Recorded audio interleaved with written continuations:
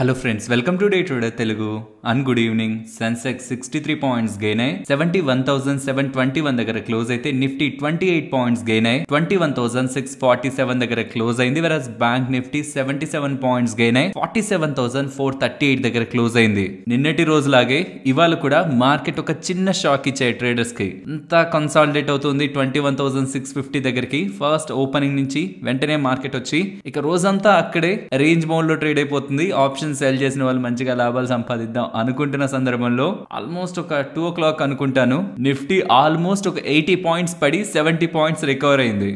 Bank Nifty nearly 250 points పడి again 200 points recover అయింది with in the span of 30 minutes. So definitely down side ఎవరైతే stop loss లో పెట్టుంటారు అవి hit అయి ఉంటాయి. అది హిట్ అయ్యాయి కదా అని ట్రయల్ చేస్తుంటారు కాల్ సైడ్, అవి కూడా హిట్ అయి ఉంటాయి. నిన్నటి ట్రేడింగ్ సెషన్ లో ఇవాళ ట్రేడింగ్ సెషన్ లోను ఈ వి షేప్ మూవ్ ఒక బిగ్ పోర్షన్ తో మార్కెట్స్ లో ఇవాళ కనిపించడం జరిగింది. అండ్ ఇవాళ అబ్జర్వ్ చేశారా, రిలయన్స్ ఇండస్ట్రీస్ 2.5% పెరిగింది. ఫ్రెండ్స్ ఇవాళ పెరగడం కాదు, నిన్న పెరగడం కాదు, గత 5 రోజుల్లో 4% అండ్ గత 1 month లో 12% దగ్గరగా రిలయన్స్ ఇండస్ట్రీస్ పెరుగుతూ ఉంది. మరి సేమ్ పాయింట్ లో నిఫ్టీ ఎంత పెరిగిందో చూస్తారా, 5 days లో ఫ్లాట్ గా ఉంది. అంటే దాని అర్థం ఏంటి, రిలయన్స్ 4% పెరిగినా నిఫ్టీ ఫ్లాట్ గా ఉందంటే రిలయన్స్ న్యూట్రల్ లో ఉంటే నిఫ్టీ ఎక్కడ ఉండేది, డెఫినెట్లీ రెడ్ లో ఉండేది. అండ్ 1 month లో 3.5% పెరిగింది, వెరస్ రిలయన్స్ 12% పెరిగింది. సో ఇవాళ పెరిగిన 2.5% కే 50 పాయింట్స్ దగ్గరగా రిలయన్స్ కాంట్రిబ్యూట్ చేస్తే 12% కి ఎంత కాంట్రిబ్యూట్ చేసిండాలి. ఇదే రీజన్ రీసెంట్ డేస్ లో Nifty compared with bank Nifty stable గా ఉండడానికి. అండ్ ఇది వాళ్ళు అబ్జర్వ్ చేశారా,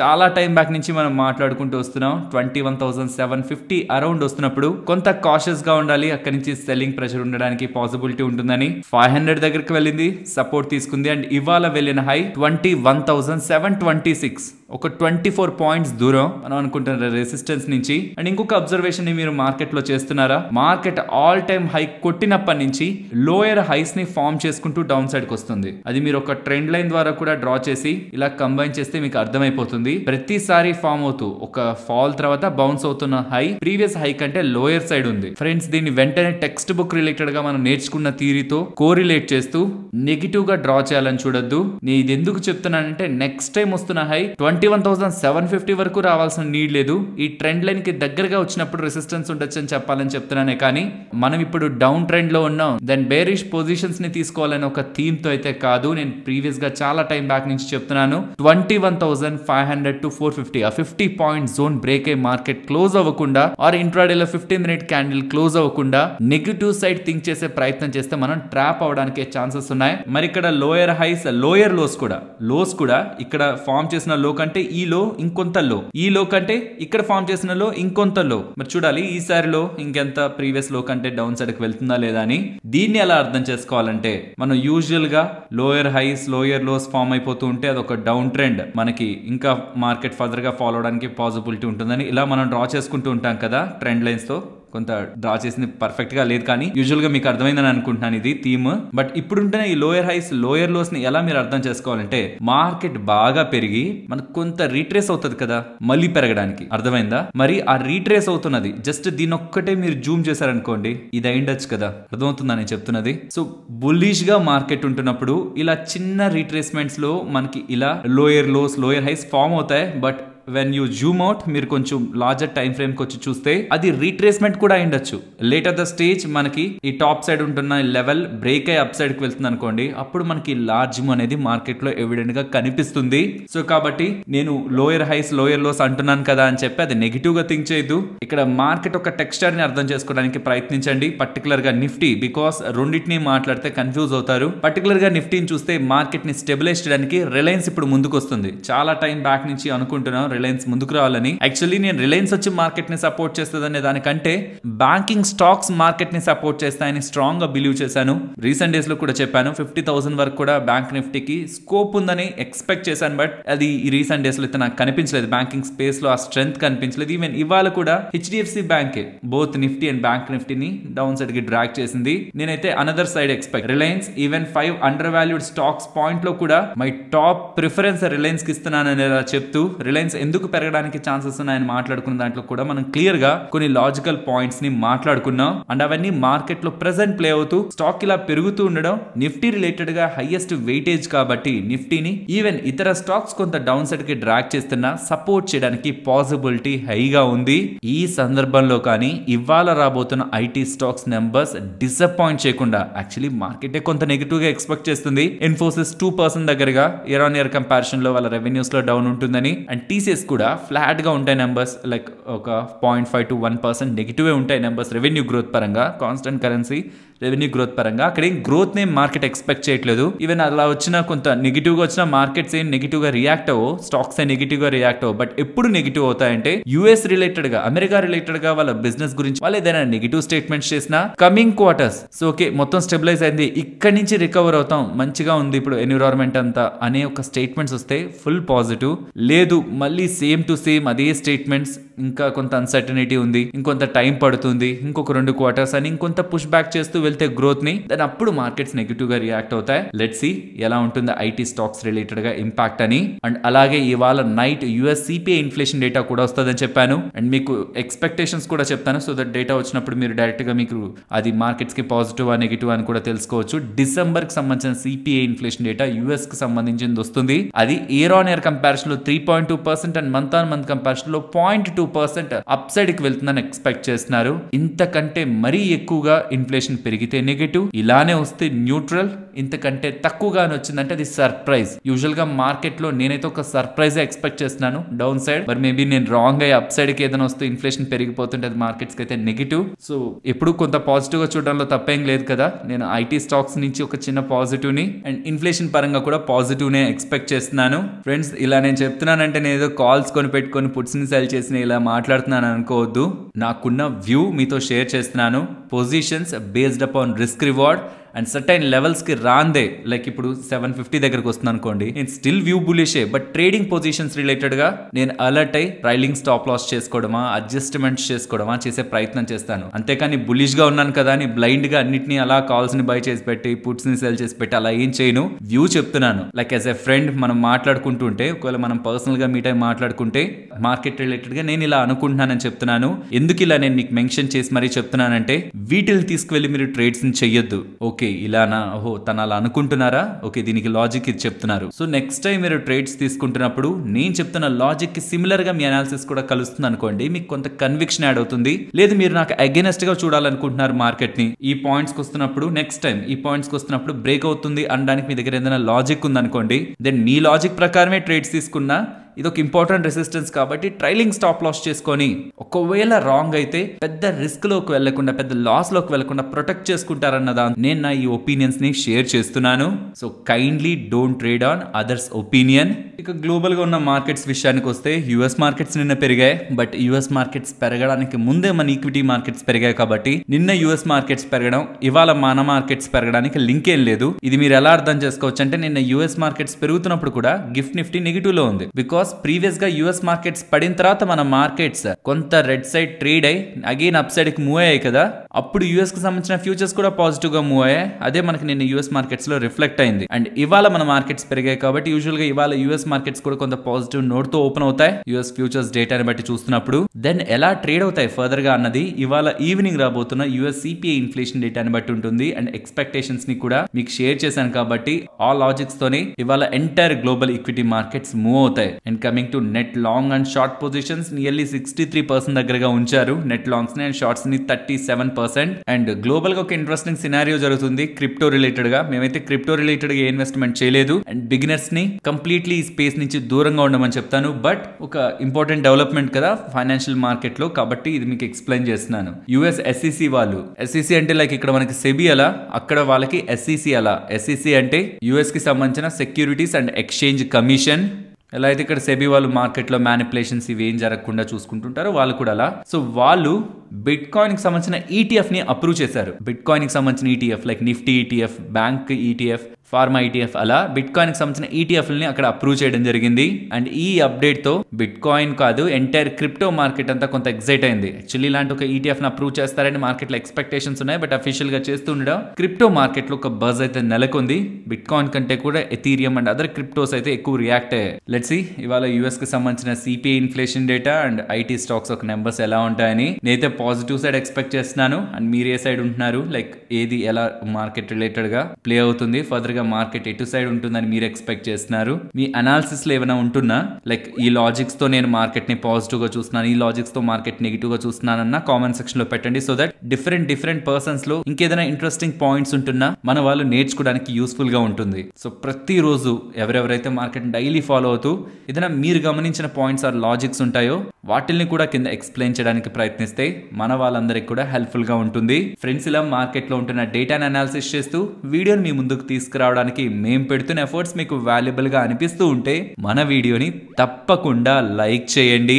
stock of the day Polycab గురించి మాట్లాడుకోవాలి. మీకు గుర్తుంటే 9th January మార్కెట్ లో ఉంటున్న స్పెక్యులేషన్స్ పాలీక్యాబ్ రిలేటెడ్ గా ఇన్కమ్ ట్యాక్స్ డిపార్ట్మెంట్ వాళ్ళు అన్అకౌంటెడ్ క్యాష్ ట్రాన్సాక్షన్స్ చేశారని ఇలా నోటీసులు పంపించారని మనకి మార్కెట్ లో స్పెక్యులేషన్ అయితే వచ్చింది. బట్ నిన్న పాలీక్యాబ్ వల్ల మేనేజ్మెంట్ మాకేం అలాంటి నోటీసులు రాలేదు, అవన్నీ మార్కెట్ లో ఉన్న ఊహాగానాలు ఆర్ బేస్లెస్ అలిగేషన్స్ అని తోసిపుచ్చారు. కానీ నిన్న నైట్ మార్కెట్స్ క్లోజ్ అయ్యాక ఒక wires and cable company related గా IT department income tax department వాళ్ళు ఒక అప్డేట్ అయితే చేశారు. December 22nd, 2023 ఈ వైర్స్ అండ్ కేబుల్ యాక్చువల్లీ పేరు చెప్పలేదు పాలీక్యాబ్ అని, బట్ మార్కెట్ లో ఆల్రెడీ స్పెక్యులేషన్ ఉంది పాలీక్యాబ్ రిలేటెడ్ గా. సో ఆబ్వియస్లీ అది పాలీక్యాబ్ రిలేటెడ్ గాని మార్కెట్ స్ట్రాంగ్ గా బిలీవ్ చేసింది.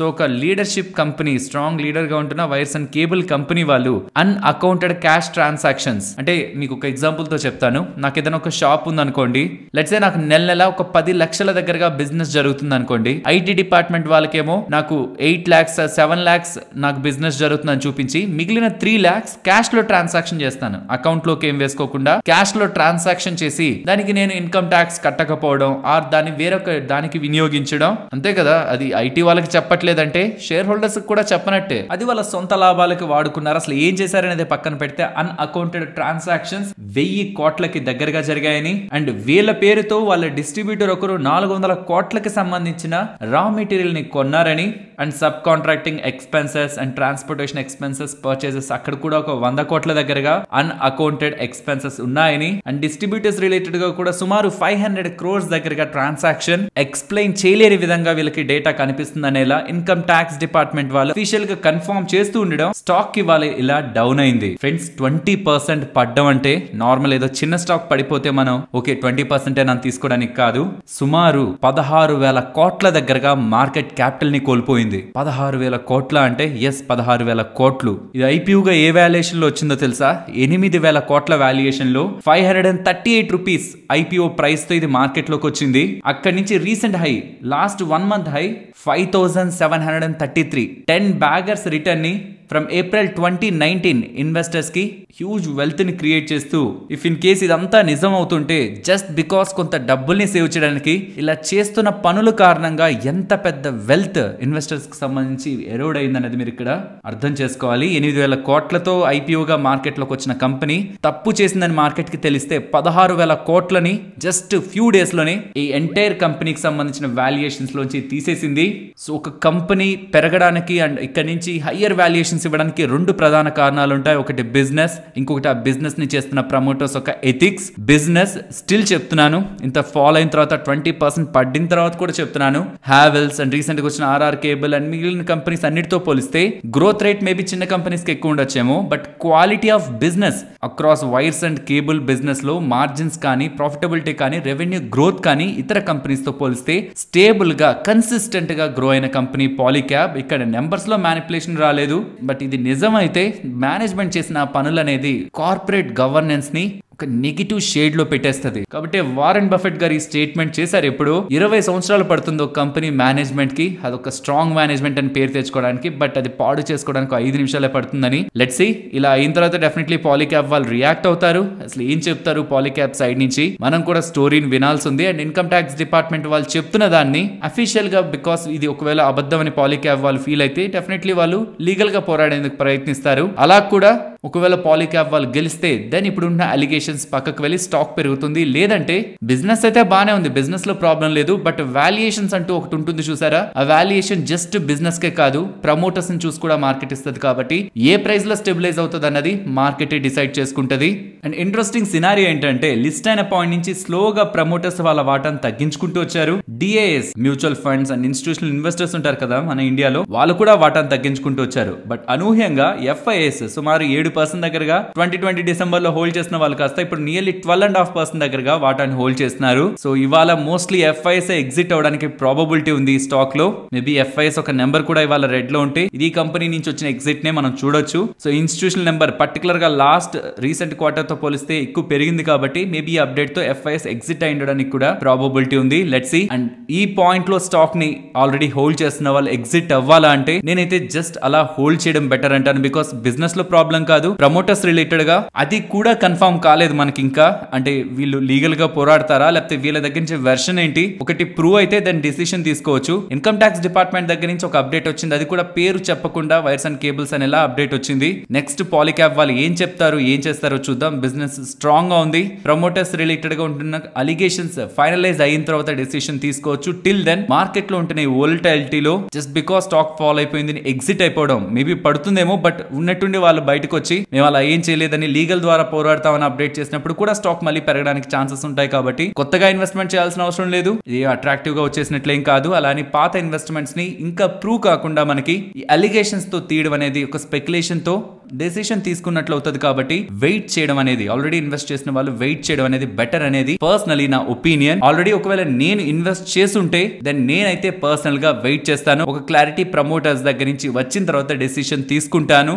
ఈ స్టాక్ పడుతూ ఉండడం ఇతర స్టాక్స్ లైక్ కేఈఐ ఇండస్ట్రీస్ కానీ ఆర్ఆర్ కేబుల్ కానీ ఈ రిలేటెడ్ గా ఉంటున్న స్టాక్స్ లో కూడా ఇవాళ ఫాల్ కనిపించింది. అండ్ ఇదేం అప్డేట్ కాదు కానీ జ్యువెలరీ రిలేటెడ్ ఉంటున్న స్టాక్స్ లో ఇవాళ బస్ చూసారా, 20% దగ్గరగా ఆర్బిజెడ్ జ్యువెలర్స్ పెరిగింది. ఇవన్నీ రీసెంట్ టైమ్స్ లో వచ్చిన ఐపీఓస్. అండ్ మోతీ సన్స్ కూడా ఆల్మోస్ట్ 55 రూపీస్ దగ్గరగా ఐపీఓ వచ్చింది. కాస్త డోంట్ నో వై ఎందుకు పెరుగుతుందా అని కూడా, బట్ మేబీ జ్యువెలరీ సెగ్మెంట్ లో ఉంటున్న బజా ఏంటో మరి 55 రూపీస్ ఐపీఓ కాస్త 208 రూపీస్ కి పెరిగిపోయింది. అండ్ ఈ జ్యువెలరీ కంపెనీస్ కి గోల్డ్ ని కాంట్రాక్ట్ బేసిస్ లో సప్లై చేసే స్కై గోల్డ్ కంపెనీ కూడా ఇవాళ 5% దగ్గరగా పెరిగింది. జ్యువెలరీ స్టాక్స్ లో మంచి బజ్ అయితే నెలకొంది. ఈవెన్ కళ్యాణ్ జ్యువెలరీ స్టాక్ కూడా ఇవాళ పాజిటివ్ లోనే క్లోజ్ అయింది. సో జ్యువెలరీ బజ్ అయితే ఇవాళ మార్కెట్ లో స్ట్రాంగ్ గా ఉంది. ఫ్రెండ్స్, ఇలా న్యూస్ అప్డేట్స్ ని అనాలిసిస్ చేస్తూ మీ ముందుకి కంటెంట్ తీసుకురావడానికి మేం పెడుతున్న ఎఫర్ట్స్ మీకు వాల్యుబుల్ గా అనిపిస్తూ ఉంటే మన వీడియోని తప్పకుండా లైక్ చేయండి. నెక్స్ట్ ఇన్ఫోసిస్ అలాగే టీసీఎస్ వాళ్ళ నెంబర్స్ ని పోస్ట్ చేశారు. ఆల్మోస్ట్ 430 అరౌండ్ ఆ నెంబర్స్ తో పాటు డివిడెండ్ ని కూడా పబ్లిష్ చేశారు. సో ఎవరి నెంబర్స్ బాగున్నాయి లైక్ ఇన్ఫోసిస్ టీసీఎస్ డేటా అని మాట్లాడుకుందాం. ఫస్ట్ ఇన్ఫోసిస్. ఫ్రెండ్స్, నేను మీకు బిగినింగ్ లోనే చెప్పాను ఇన్ఫోసిస్ వాళ్ళ నెంబర్స్ వీక్ గానే ఉంటాయని మార్కెట్ ఎక్స్పెక్ట్ చేసింది.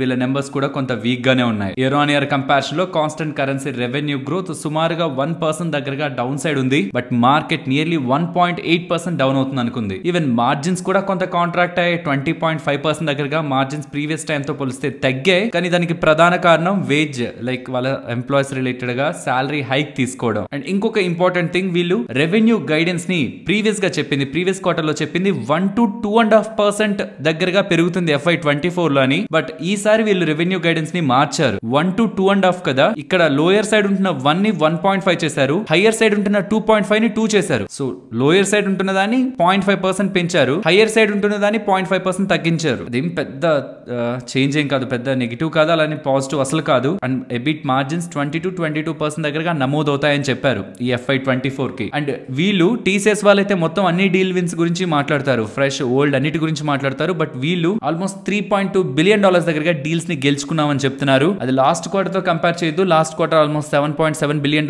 దగ్గరగా కనిపిస్తుంది. బట్ ఇది సీజనలీ week quarter. So overall Infosys numbers చూడడానికి వీక్ గానే ఉంటాయి. బట్ ఇలా వీక్ గా ఉంటాయని మార్కెట్ లో ఆల్రెడీ ఎక్స్పెక్టేషన్స్ ఉన్నాయి. కాబట్టి ఇన్ఫోసిస్ నెంబర్స్ డిసప్పాయింట్ చేస్తున్నట్టు కాదు, బట్ టీసీఎస్ నెంబర్స్ సర్ప్రైజ్ చేశాయి. బట్ బిఫోర్ దట్ టీసీఎస్ వాళ్ళు డివిడెండ్ ని ప్రకటించారు. Totally 27 rupees dividend, 9 rupees interim dividend and 18 rupees special dividend. Totally totally 27 rupees per share వీళ్ళు డివిడెండ్ ని డిక్లేర్ చేయడం జరిగింది. And coming to numbers, constant currency revenue growth 1% up side కి వెళ్ళింది. Means revenue growth పెరిగింది quarter on quarter basis లో. Market expect చేసింది flat గా ఉంటదని. అండ్ ఈవెన్ మార్జిన్స్ కూడా 140 బేసిస్ పాయింట్స్ పెరిగాయి. ఇన్ఫోసిస్ లో మనకు అలా జరగలేదు. ఈసారి 140 బేసిస్ పాయింట్స్ పెరిగాయి. అండ్ లాస్ట్ క్వార్టర్ లో కూడా 110 బేసిస్ పాయింట్స్ పెరిగాయి. కన్సిక్యూటివ్ గా మార్జిన్స్ పెరుగుతూ ఉండడం టీసీఎస్ పరంగా ఒక గుడ్ పాజిటివ్ థింగ్ గా చూడొచ్చు. ఆల్మోస్ట్ 25.7 దగ్గరగా ప్రెసెంట్ టీసీఎస్ మార్జిన్స్ ఉన్నాయి. And total contract value $8.1 billion అని చెప్పారు. బట్ మీకు ప్రాఫిటబిలిటీ సైడ్ కొంత ప్రీవియస్ క్వార్టర్ తో పోలిసి ఈసారి కొంత తగ్గుతున్నట్లు కనిపిస్తుంది. దానికి ప్రధాన కారణం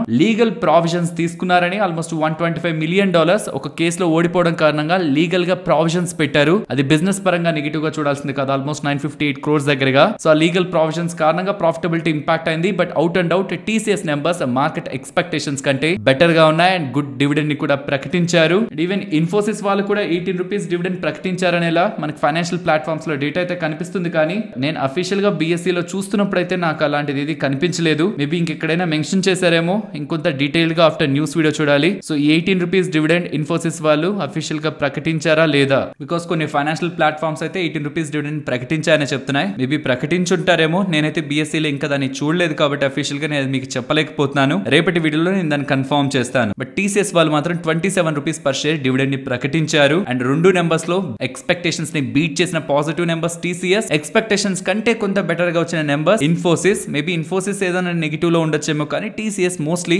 మార్కెట్ అయితే సర్ప్రైజ్ చేసింది పాజిటివ్ గా.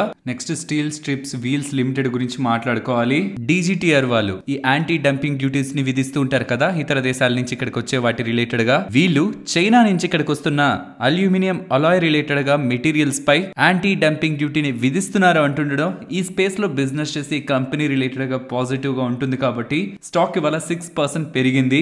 నెక్స్ట్ యాక్సిస్ స్కేట్స్ వీళ్ళు 300 crores QIP ని లాంచ్ చేస్తారంటున్నారు. 696 రూపీస్ 70 పైస్ పర్ షేర్ లో.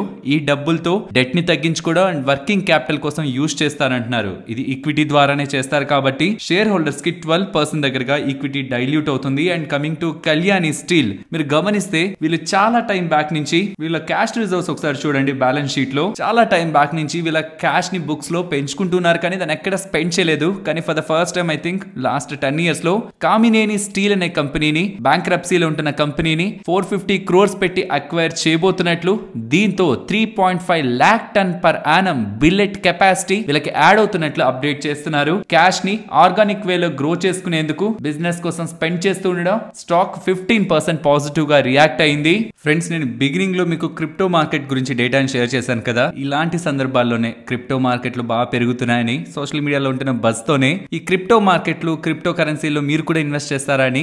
నార్మల్ గా స్టాక్ మార్కెట్ లో ఇన్వెస్ట్మెంట్ చేసే వాళ్ళకి కూడా చాలా మందికి అసలు క్రిప్టో మార్కెట్ లో ఎలా ఇన్వెస్ట్మెంట్ చేయాలో కూడా తెలియదు. సో మనకి తెలియదు కదా, వీళ్ళని నమ్మి చేద్దాంలే అని మోసపోవడానికి హై ఛాన్సెస్ ఉన్నాయి. ఇందులో భాగంగానే రీసెంట్ టైమ్స్ లో క్రిప్టోస్ బాగా పెరుగుతున్నాయి కదా అని ఢిల్లీకి సంబంధించిన ఒక వ్యక్తిని ఇంకొక వ్యక్తి కాంటాక్ట్ అయ్యి నేను నీకు ఇన్వెస్ట్మెంట్ చేయిస్తాను క్రిప్టో మార్కెట్ లో హై రిటర్న్స్ వస్తాయని ఆశ చూపించి త్రూ టెలిగ్రామ్ ద్వారా 12 లక్షలు మోసం చేశాడని అర్థమవుతుంది. ఫ్రెండ్స్ నన్ను నమ్మండి, ఎంతైతే వీళ్ళు మోసపోతున్నారో అది మెజారిటీ వాళ్ళ ఎంటైర్ సేవింగ్స్. బికాస్ వన్స్ 1 లక్ష మోసపోయిన వ్యక్తి ఆ 1 లక్ష రావాలంటే ఇంకొక 50,000 ఇవ్వండి, అంతా కలిపి మీకు ఒకేసారి వస్తుంది, ఈ మంత్ ఎండ్ లో వస్తుంది, ఇంకో వీక్ లో, ఇలా చెప్పి వాళ్ళ దగ్గర ఎంత ఉంటే అంత లాగేందుకే అటుపక్కన్న వ్యక్తులు ట్రైన్ అయింటారు. సో ఈ క్రిప్టోస్ బాగా పెరుగుతున్నాయి కదా అని ఇక్కడ ఇన్వెస్ట్ చేస్తే మీకు ఇంకా మంచి రిటర్న్స్ వస్తున్నాయి, క్రిప్టో మార్కెట్ బూమ్ లో ఉందని ఈ క్రిప్టో పేరుతో ఎవరైనా మిమ్మల్ని కాంటాక్ట్ అయ్యి ఇలా డబ్బులు పెట్టండి అని పర్టికులర్ గా ఈవెన్ మా లోగోస్ ని యూజ్ చేసి పేర్లని యూజ్ చేసి మీకు సోషల్ మీడియాలో కాంటాక్ట్ అవుతున్నవి ఫేక్ అన్న విషయాన్ని గుర్తుంచుకోండి. జస్ట్ ఒకసారి థింక్ చేయండి, మీరు కూడా ఒక ఫేక్ ప్రొఫైల్ ఎవరి పేరుతో అయినా ఎవరి లోగోతో అయినా క్రియేట్ చేసుకోవచ్చు.